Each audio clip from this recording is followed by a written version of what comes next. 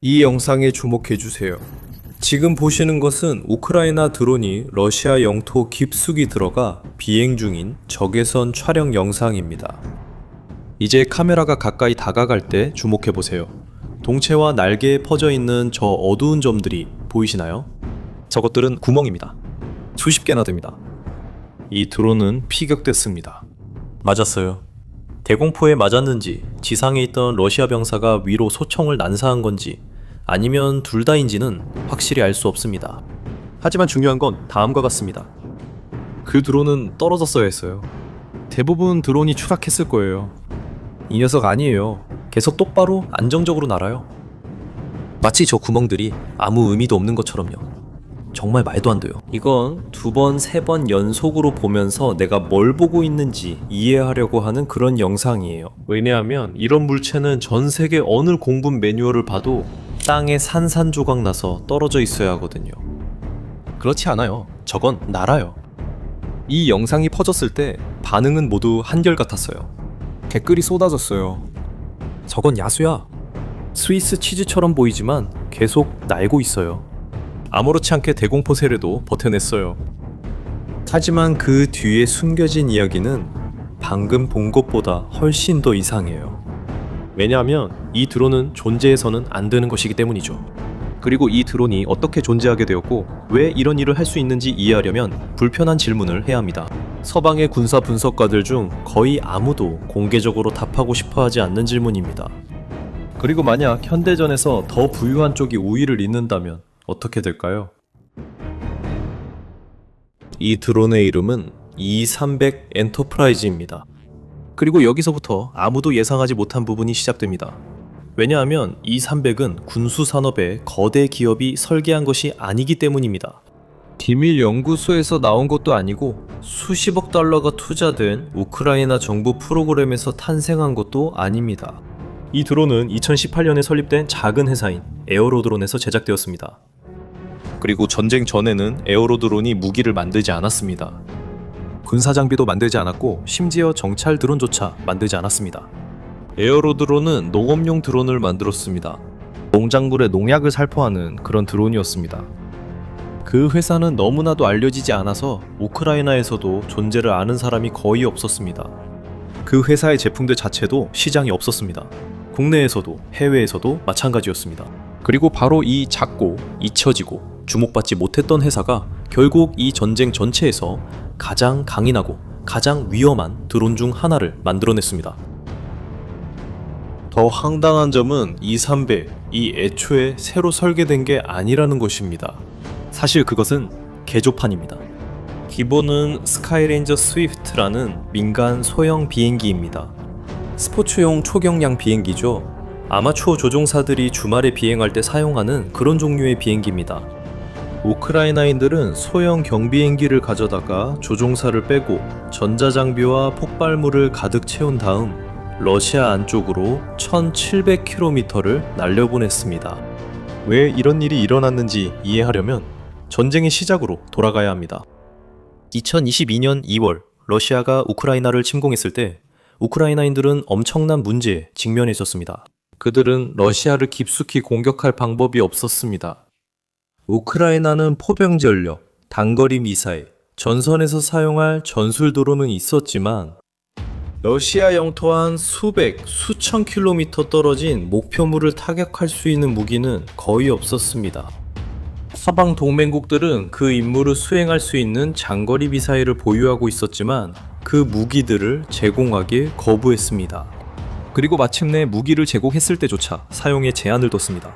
러시아 내를 공격할 수 없고 이것도 겨냥할 수 없고 저것도 겨냥할 수 없었습니다. 우크라이나는 대륙만한 나라로부터 공격을 받고 있었습니다. 가장 중요한 목표물들은 수천 킬로미터의 거리로 보호받고 있었습니다. 그리고 가장 큰 타격을 줄 수 있는 곳에서 반격하는 것이 금지되어 있었습니다. 따라서 해결책은 내부에서 나와야 했습니다. 바로 그때 에어로드론이 등장했습니다. 그 회사는 완전히 처음부터 시작한 건 아니었습니다. 2015년부터 그 회사는 상당한 적재 능력을 가진 드론을 개발해 오고 있었습니다. 처음에는 농업용으로, 그 다음에는 민간 배송용으로 개발했습니다. 2017년에 60kg을 실을 수 있는 프로토타입을 출시했습니다.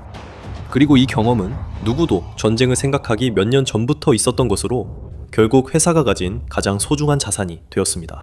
왜냐하면 60kg의 살충제를 운반하는 것과 60kg의 폭발물을 운반하는 것은 공학적으로 크게 다르지 않기 때문입니다.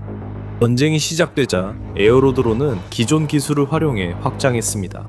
스카이레인저, 스위프트, 초경량 비행기를 가져와서 더 많은 무게를 견딜 수 있도록 구조를 보강하고 항속거리를 늘리기 위해 추가 연료 탱크를 설치했으며 혼자서 비행할 수 있도록 필요한 모든 장비를 비행기에 장착했습니다. 위성 원격 제어, 자율 항법, 실시간 데이터 전송. 그 결과가 E300 엔터프라이즈였습니다. 최대 300kg의 적재 능력을 갖췄습니다. 공중에서 12시간 자율 비행이 가능합니다. 순환 속도는 다소 느린 시속 130km입니다. 공식 비행거리는 800km에서 1500km 사이입니다. 그리고 편도 임무에서 적재량을 줄이면 비행거리가 거의 3000km에 달했다는 보고도 있습니다. 참고로 이것은 많은 서방 순항 미사일보다 더 긴 사거리입니다. 그리고 여기 이 사양들 중에 작아 보이지만 전체 프로젝트에서 가장 중요한 것 중 하나로 드러날 정보가 있습니다. 순환 속도를 다시 확인하세요. 시속 130km. 이건 터무니없이 느린 속도입니다. 너무 느려서 결함처럼 보입니다. 일반 군용기는 3배, 4배, 5배 더 빠르게 날아갑니다. 그런데도 에어로드론은 E300을 바로 그 속도로 유지하기를 결정했습니다. 이유가 뭘까요? 그 질문을 기억하세요. 답은 이 영상의 뒷부분에 나올 거예요. 그리고 그 답을 알게 되면 여러분은 이 기계를 바라보는 시각이 완전히 달라질 겁니다. 이 프로젝트에 또 다른 흥미로운 점이 있습니다. E300은 원래 에어로드론에서 화물 운송 드론으로 처음 선보였습니다. 전선에 부품을 전달하거나 부상자를 후송하고 보급품을 운반하는 용도였습니다. 심층 공격 버전은 그 이후에 나왔고 빠르게 개발되었습니다. 2023년 3월 에어로드론은 우크라이나 국방부와 계약을 체결했습니다. 양산이 시작되었습니다. 그리고 1년도 채 지나지 않아 E300은 러시아가 절대 공격당하지 않을 거라고 장담하던 곳에 등장하기 시작했습니다.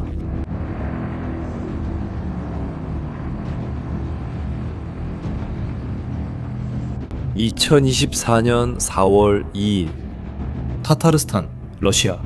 우크라이나 국경에서 1300km 떨어진 곳입니다. 이런 곳을 전쟁 교범에서는 전략적 중심라고 부릅니다. 이곳은 전선에서 너무 멀리 떨어져 있어서 러시아인들은 우크라이나의 어떤 공격도 이곳까지 도달하는 것은 불가능하다고 여겼던 지역입니다. 타타르스탄을 타격하려면 러시아 서부의 모든 방공망을 뚫고 지나가야 했습니다. 레이더를 통과하고 전투기 기지를 통과하고 러시아의 산업 중심부를 통과해야 했습니다. 타타르스탄에서는 아무도 자신이 위험하다고 생각하지 않았습니다. 그리고 바로 타타르스탄, 옐라부가시, 옐라부가 경제특구로 알려진 지역 안에 러시아는 전쟁 기계에 매우 소중한 무언가를 건설했습니다. 드론 공장입니다. 그냥 평범한 공장이 아니라 바로 그 공장이었습니다. 바로 그곳에서 러시아는 샤헤드 136 드론을 산업 규모로 조립하기 시작했으며 러시아에서는 이를 게라니로 이름을 바꿨습니다. 이 드론들은 매일 밤 우크라이나 도시들을 향해 발사되고 있습니다. 그 드론들은 오토바이처럼 밍밍거리는 소리를 내며 주거 건물, 발전소, 병원 등에 충돌합니다. 옐라부가 공장은 이 기계의 핵심적인 톱니바퀴였습니다. 4월 2일 아침 대략 6시경에 상황이 달라졌습니다. 보안 카메라와 주민들이 무슨 일이 있었는지 촬영했습니다. 옐라부가 하늘에 무언가가 나타났습니다. 그것은 미사일이 아니었습니다. 그것은 전투기가 아니었습니다. 작고 혼자서 낮게 천천히 나는 항공기였습니다. 멀리서 본 사람들은 경비행기라고 생각했습니다. 그냥 길을 잃은 초경량 비행기쯤으로요. 아마도 항로에 문제가 있었던 것일지도 모릅니다. 하지만 아니었습니다. 그것은 우크라이나 드론이었습니다. 조종사가 없었습니다. 직접적인 경로로 이동하고 있었습니다. 몇 시간 동안 거의 직선으로 비행하며 요격당하지 않고 러시아 서부 전역을 가로질렀습니다. 그리고 몇 초 만에 공장 단지를 향해 급강하였습니다. 폭발은 도시 전체에서 들릴 만큼 충분히 컸습니다.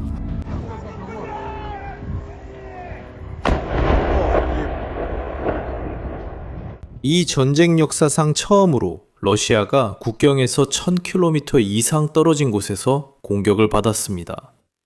그리고 그것은 서방의 순항미사일 때문이 아니었습니다. 값비싸고 정교한 수입 무기 때문도 아니었습니다.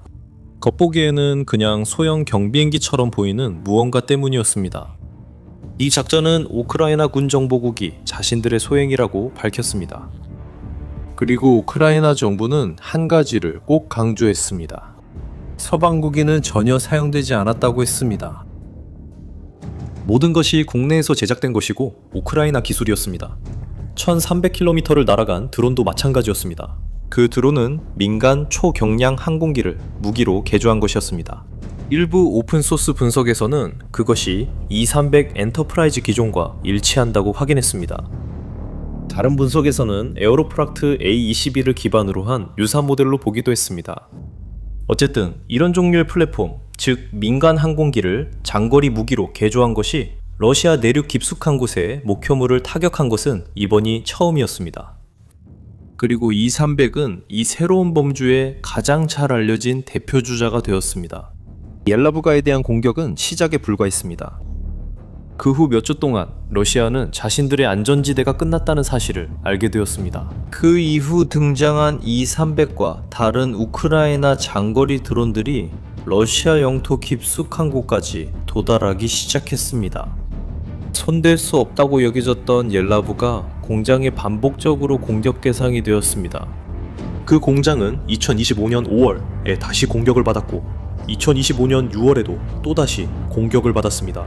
연간 8,000대까지 도달할 예정이었던 러시아의 샤헤드 생산 능력은 정기적으로 중단되기 시작했습니다. 하지만 군사 분석가들을 가장 충격에 빠뜨린 공격은 아직 일어나지 않았습니다. 2025년 우크라이나의 항공기형 드론들이 우크라이나에서 동쪽으로 이륙해 러시아 국경을 넘었고 러시아 깊숙한 내륙 수백 킬로미터를 가로질러 러시아인들이 방공망이 뚫릴 수 없다고 맹세하던 지역을 통과해 계속 비행했습니다. 마침내 목표물을 향해 돌진했을 때 이 드론들은 약 1500km를 비행한 상태였으며 이는 러시아 영토에서 기록된 가장 깊은 침투 중 하나였습니다. 목표는 가즈프롬 네프테임 살라바트라는 거대한 석유화학 단지였으며 이곳은 우랄 산맥 기슭에 위치한 바슈코르토스탄 지역, 러시아 유럽 영토의 끝자락에 있습니다. 어떤 군사 분석가도 우크라이나 드론이 도달할 수 있으리라고 상상하지 못했던 곳입니다. 러시아 분석가들은 이 공격과 다른 장거리 공격들을 특히 E300 엔터프라이즈에 의한 것으로 보고 있으며 일부 보고서에서는 몇몇 임무에서 약 1700km에 달하는 비행이 이루어졌다고 추정하고 있습니다. 그리고 아까 남겨두었던 그 질문이 기억나시나요? 왜 에어드론이 시속 130km라는 그렇게 느린 순항 속도를 고집했는지에 대한 질문 말입니다. 여기에 답이 있습니다. 현대 방공 레이더는 대부분 도플러 방식입니다. 이 레이더들은 움직이는 표적에 의해 반사된 주파수의 변화를 측정하여 작동합니다. 표적이 빠를수록 레이더에 나타나는 신호가 더 뚜렷해집니다. 하지만 하한선이 존재합니다. 어떤 물체가 너무 느리게 날면 레이더는 그것을 잡음, 새, 바람에 날리는 나뭇잎, 아무것도 아닌 것으로 간주해 필터링합니다. E300은 바로 이 점을 이용합니다. 레이더를 혼란스럽게 만드는 정확한 속도 범위로 비행합니다. 거의 유령의 신호와도 같습니다. 분명히 존재하지만 탐지 시스템이 무시하도록 프로그램된 그런 존재죠. E300의 느린 속도는 결함이 아니라 오히려 장점입니다. 러시아가 마침내 이 사실을 깨닫고 보인 반응은 적응을 시도하는 것이었습니다. 2025년 10월 우크라이나 소식통들은 러시아의 행동 연하에 대해 보고하기 시작했습니다. 우크라이나의 장거리 드론을 사냥하기 위해 특별히 설계된 소형 요격 드론들이 러시아 영공에 나타나기 시작했습니다. 러시아인들은 값비싼 미사일과 기존의 방공 시스템이 낮게, 느리게 비행하는 항공기에는 쓸모없다는 것을 이해하게 되었습니다. 그리고 비용은 훨씬 적게 듭니다. 러시아의 해결책은 간단했습니다. 우크라이나 드론을 격추시키기 위해 자체 드론을 만드는 것이었습니다. 그리고 바로 그 지점에서 이 영상에 처음에 나왔던 장면들이 다시 등장합니다. 러시아 영토 깁스 날아가던 구멍이 송송 뚫린 그 드론 기억나시죠? 그건 E-300입니다. 그리고 그 접근 장면을 촬영한 적외선 카메라는 일반적인 방공팀의 것이 아니라 러시아 요격 드론에 탑재된 카메라였습니다. 하늘에서 E-300을 사냥하면서 연속적으로 사격을 퍼부었지만 수십 번이나 명중했음에도 불구하고 격추시키지 못했습니다. 이게 바로 러시아가 잡으려고 새로운 대응책까지 만들었지만 아직도 잡지 못하고 있는 괴물입니다. 영상 초반에 나왔던 그 불편한 질문 기억나시나요? 만약 현대전에서 더 부유한 쪽이 더 이상 우위를 점하지 못한다면 어떻게 될까요? E-300은 그 질문에 대한 최초의 구체적인 답변 중 하나입니다. 그리고 이것은 세계의 몇몇 군대만이 인정하고 싶어하는 한 가지 사실의 증거입니다. 미래의 전쟁은 가장 비싼 기술을 가진 쪽이 이기는 것이 아니라 더 빨리 배우는 쪽이 이길 때도 있다는 것입니다. 이 분석이 마음에 드셨다면 좋아요를 눌러주세요. 채널 성장에 큰 도움이 됩니다. 그리고 현대 전쟁에서 무엇이 변하고 있는지에 대한 다음 이야기를 놓치지 않으려면 구독도 해주세요. 다음에 또 뵙겠습니다.